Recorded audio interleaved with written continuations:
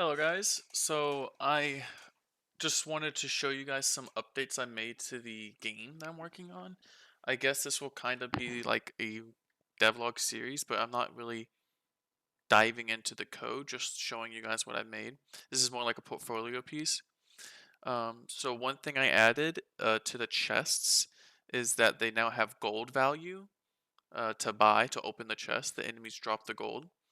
But the gold value is stored in the game instance instead of like the character blueprint, because when you transition levels, I want it to be stored and stay.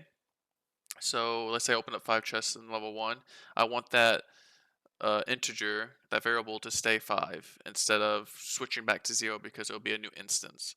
So that's why I did that. So I'll show you guys just real quick what it looks like. So bottom left corner, you can see my gold is 0. I have a cheat, so I can give me 1,000. And I don't have a widget yet, but I will add it. I did add a stencil effect to the chest when you go to the overlay, to the overlap, my bad, so you can see it better. But I'll add the widget later with the gold amount. So if you see my gold's 1,000, if I open it, it's about 25 gold, and then it'll exponentially increase in price as you see. It'll keep getting higher, higher, and higher. And if you don't have enough gold, you can't open the chest. So that's how that works. The game instance would be this. All the functions are in here. The add gold function, if you could forward the chest, if you could spin the gold, if the register chest purchase was set in the current chest cost, and then this is like if you die on the run or complete the run, it'll just reset it. I don't know if this is the best way to do it yet, but this is what I have as of now. And then, oh, let me open up the chests.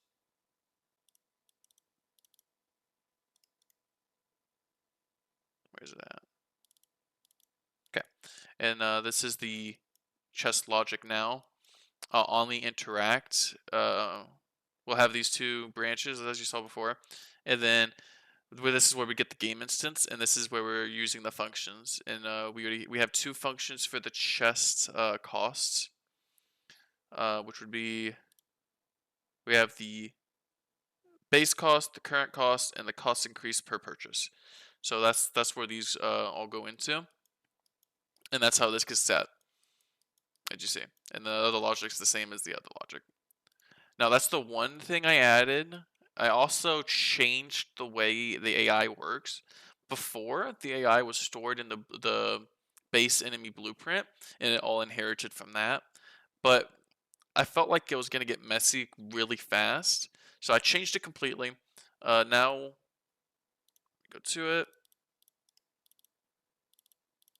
Now, yes, it is stored in there's a lot stored in the base enemy. I still had to clean a lot of this up, like a lot of these variables up, but it is still in here, and it's still inheriting from this.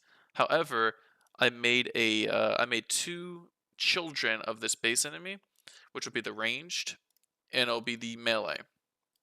So this is the ranged, has all the variables stuff from the base, and it could be changed. Now, the reason that now the way I changed it is I used a behavior tree instead.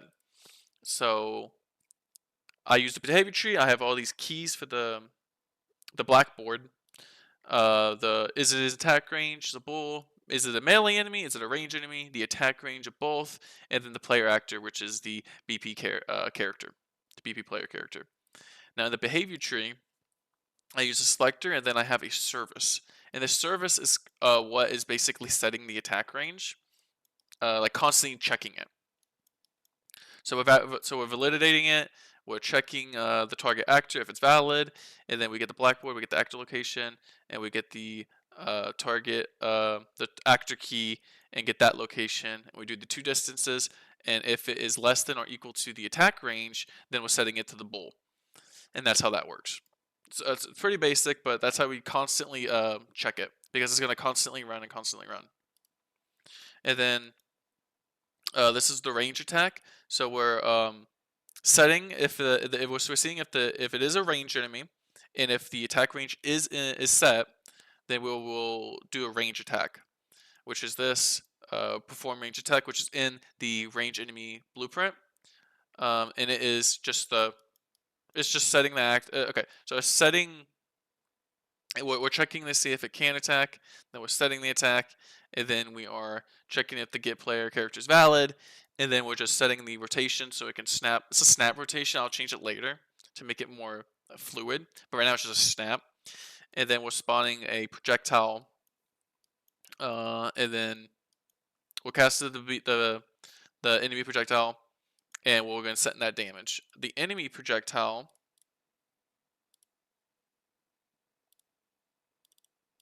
will be right here, and this is just casting to the player character, and we apply damage if it is overlapping with us, and then we destroy it on hit, and we destroy it when we get hit. And that's how the damage works. We're setting the damage to the from the actor to the attack on the range base right here. That's what we're setting. And then we change it to can attack, and then we have a delay for the cooldown. With the behavior tree, I did have a pretty big problem with the AI controller, which is this. If you never used a behavior tree, this is common for setting it up because you want to set your key variables from the blackboard. So this is just how we set it up. So for my player actor, we want it to be the player character. That's where we get the player character, and we're setting that as a value. And then we make it, we make the literal name of the key, and then that's how that works. But we do that for every single one, and then we run it.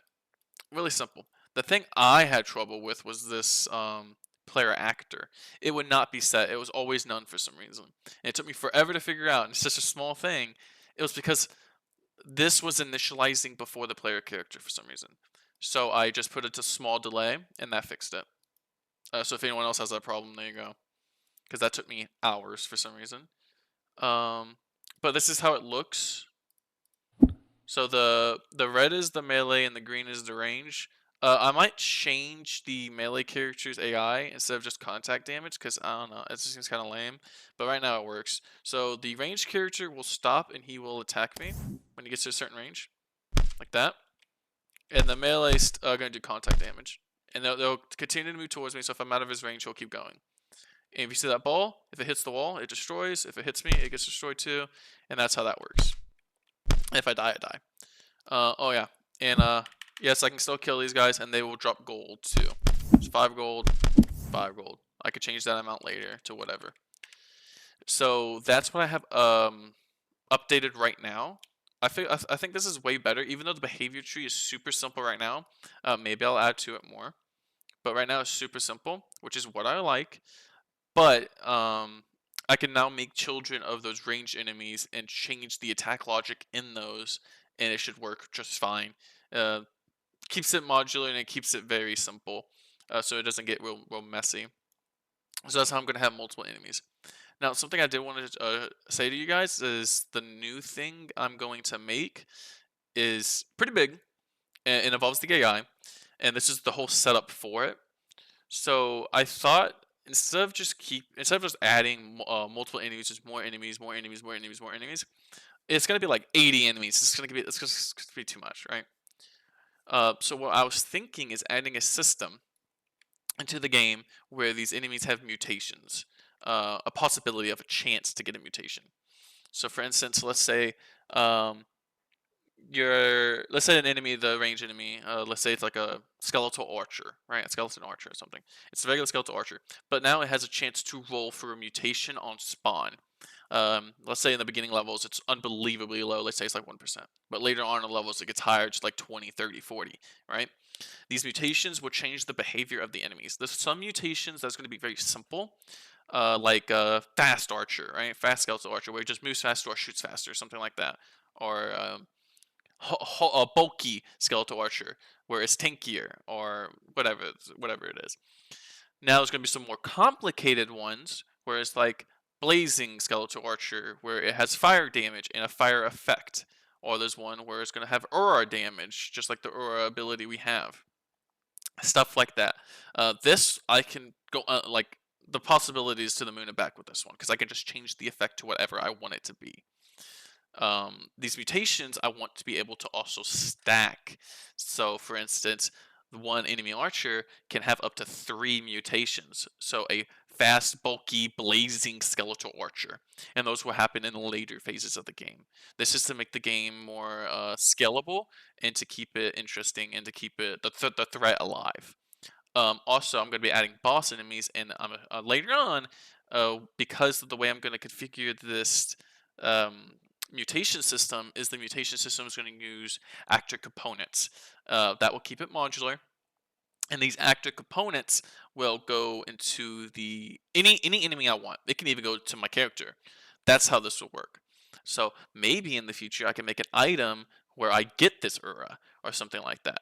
That's how this can work. And the bosses can also have this Ura. I mean, sorry, the mutation. So that's the plan that I'm going to be working on right now. I never made a system like this before, so I don't know how long this is really going to take. But yeah, so the next devlog you guys will see will be the full mutation system. So it'll be pretty different. But yeah, if you guys have any recommendations for the system I have right now, if you have any questions, just leave them in the comments. I'll be sure to answer. Um, thank you guys so much. Hope to see you guys in the next one. Bye bye.